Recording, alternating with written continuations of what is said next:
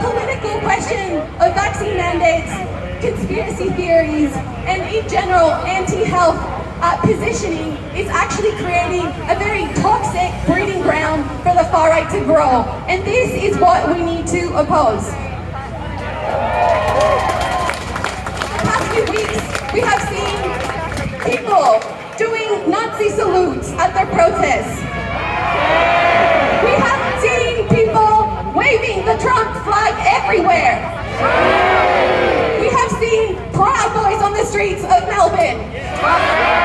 In case you don't know who the Proud Boys are, they're a far-right Nazi organization from the US.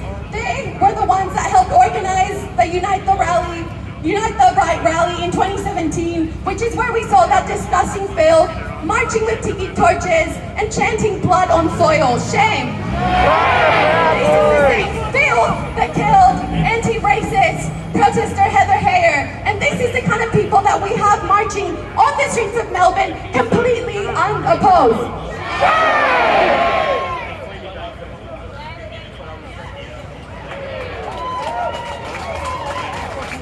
Now, 3 days ago, we also saw a pretty fucking appalling situation. We saw the anti-vax, so-called freedom movement wheel out gallows and pretend a hanging of Daniel Andrews. Now, this is not only incredibly grotesque, but worse than that, they're threatening violence on people, but worse than that, they have actually done it. Yesterday we saw Andy Medic's daughter be assaulted by the far right on the streets of Fitzroy. We have people like Harrison McLean, who's one of the key organizers of the freedom movement, and he has very explicitly said on Telegram that their idea is to start with a little bit of hate Daniel Andrews, a little bit of hate the vaccine, and immediately go into Nazi ideas. Now there is a direct path from these conspiracy theories, from this anti-health, anti-vax movement that leads straight to the far right. However, I want everyone here to have one thing clear. One thing that we're going to have to keep clear. This movement is not just far right because we have far right Nazis marching on these streets. That's not really the only reason this is a far right movement. The real reason this is a far right movement is because they hate trade unions, is because they hate the left, is because they hate anything to do with social solidarity, and that is actually what the movement is about. It's not only about the Nazis, but it's their incredibly anti-social democratic movement that is there to erode any kind of social solidarity and left-wing movement out there.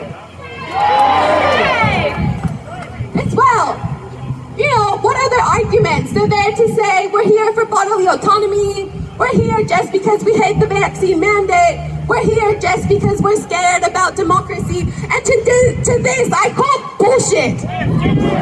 You're not fucking here to just say bodily autonomy, you're not here because you're worried about the mandate, when we actually see the kind of filth that speaks at their rallies. We have pro-business people speak, and what they hate about is the health measures that have helped actually protect millions of people in Melbourne. That's what they hate, because they hate that actually for 1 minute in Melbourne, for 1 minute in Victoria, we were able to put health before profits, we were able to put the community first, and that is what they hate the fucking most.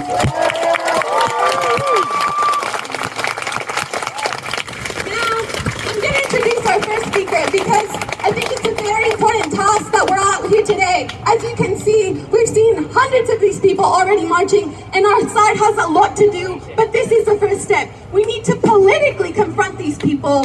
We need to politically get our message out there, and we need to show up on the streets. So thank you everyone for being here today. Now, our next speaker, veteran, is an amazing anti-fascist activist. It's Kathy Lewis. She was part of organizing and started the campaign against racism and fascism. So please make her feel welcome.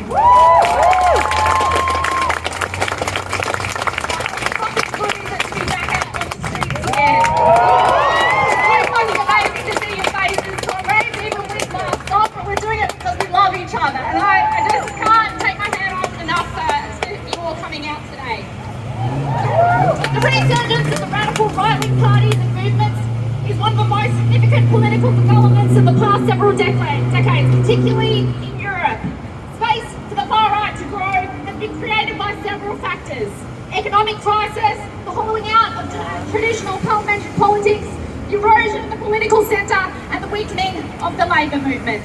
These have fueled the rise of the far right and nationalists and created the space for the re-emergence of fascist gangs in several industrialised countries.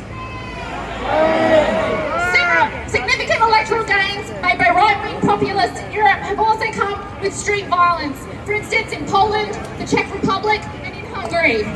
Fascist-influenced parties in Austria and France made major electoral gains, and figures with Nazi connections sit in the Bundestag for the first time since World War II.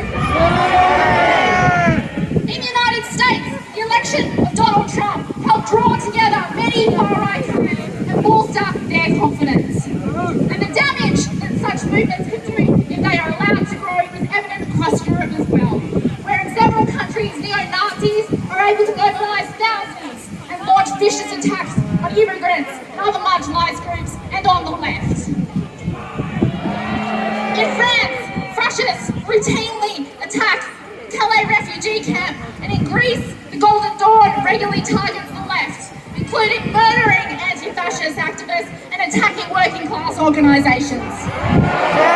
And of course, we all remember the horror of the Christchurch massacre and the connection it had to the Australian fascist movement here. And in the last few weeks, we have seen attacks on union buildings here too, and the left. And I would like to send my solidarity out to Keeling Maddock, daughter of Andy Maddock, and I would like us all to put our fists in the air in solidarity. While the far right is growing into the situation in Australia is different from other parts of the world. It is important for us to note that the fascists here are still marginal. But the underlying social and political conditions that led to the re-emergence of fascists in the US and across Europe exist here too, albeit less pronounced. The threat for us is that a mass fascist movement